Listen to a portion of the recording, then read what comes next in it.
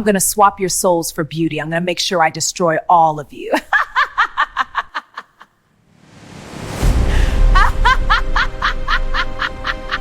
Aku Sika was not a beautician. She was a witch.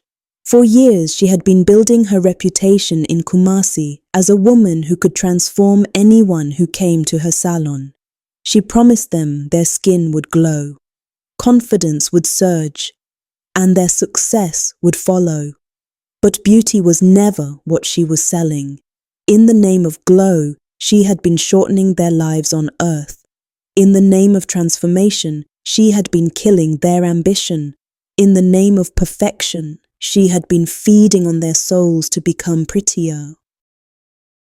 People who visit Aku Sika's studio stop aging the same way as everyone else. At first, nobody noticed.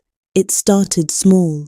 A university girl who looked unusually radiant after her appointment. A banker whose skin cleared overnight. A struggling influencer whose life suddenly accelerated.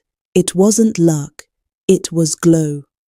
Aku Sika did not operate in Osu or East Legon. Her salon was upstairs in an old commercial building near Kejetia Market. No giant signboard, no flashy exterior, just a small gold plaque. Everything was white. White walls, white floors, white chairs, no mirrors. That was the first strange thing.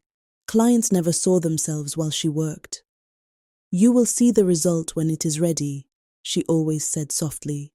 Aku Sika didn't just braid. She asked questions. What is your biggest regret? What do you wish people saw in you? What are you tired of carrying? She listened more than she styled, and when she touched your scalp, her fingers were warm, too warm, like heat traveling inward. Some clients left feeling lighter, like something had been lifted. They said things like, "I feel free, I feel powerful, I feel different," and they were. But nobody realized what was missing. Across the city, strange things began happening. A popular lawyer forgot how to speak confidently in court. A model lost her presence. A musician said he couldn't feel inspiration anymore. People weren't sick. They were dimmer, like parts of them had been unplugged. Meanwhile, Aku Sika began changing, subtly at first. Her skin grew smoother, her eyes sharper, her posture straighter. People guessed she had cosmetic work done. She laughed it off. "I just take care of myself."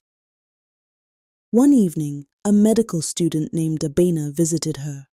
Abena was observant, quiet, the kind of person who notices details. During her session, Abena felt something unusual, not warmth, pulling, like threads tightening beneath her skin. Invisible threads. She looked down. For a split second she saw them, fine golden strands stretching from her head, into Aku Sika's fingers. Abena blinked. They were gone. Aku Sika smiled. "Relax. Beauty requires surrender." Abena left. But that night she felt empty. Not sad, not tired, empty. She couldn't remember what her long-term dream had been. Something about research, something important. It was gone.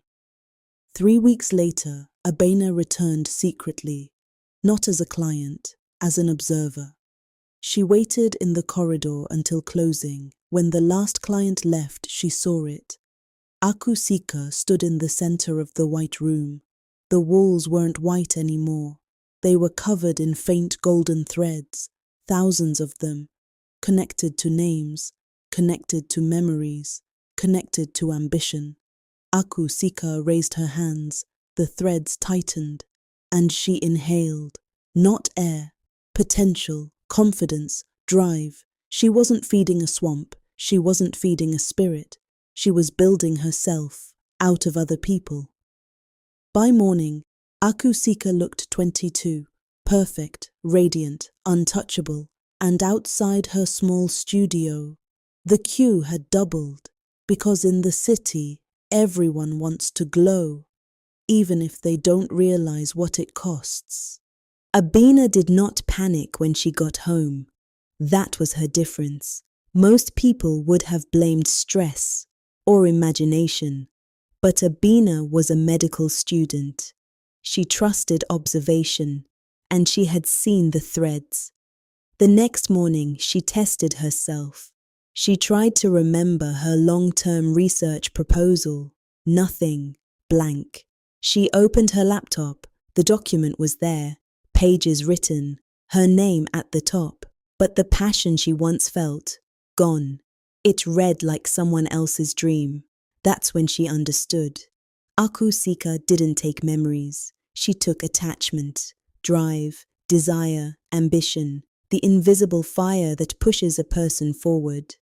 Abena began tracking former clients, subtly. A lawyer who had once been fearless now avoided complex cases. A startup founder who once slept 4 hours a night now wanted a softer life. A content creator stopped posting consistently. They weren't failing. They were settling. And Aku Sika, she was rising. Featured in magazines, invited to panels, glowing. Abena returned to the studio, as a client again, this time prepared.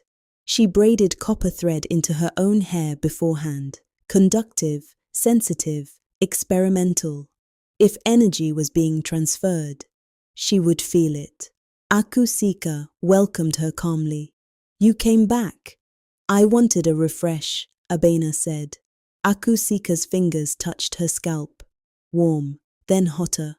The pulling began again, invisible threads tightening beneath skin.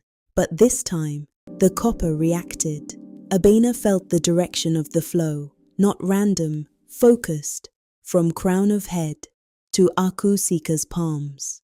Abena's pulse slowed, not because she was weak, but because Aku Sika was absorbing rhythm, synchronizing. For the first time, Aku Sika's smile flickered. "You've been thinking too much." "I like to understand what touches me," Abena replied. For one split second, Abena saw Aku Sika's eyes change. Not demonic, not monstrous, just ancient, tired, calculating. That night, Abena did something dangerous. She didn't try to destroy Aku Sika. She traced the threads. If threads connected clients to Aku Sika, then they could connect clients to each other. She recreated the pattern using copper wire, biometric mapping, and scalp nerve diagrams. It was crude, but possible. If ambition could be extracted, it could be redistributed.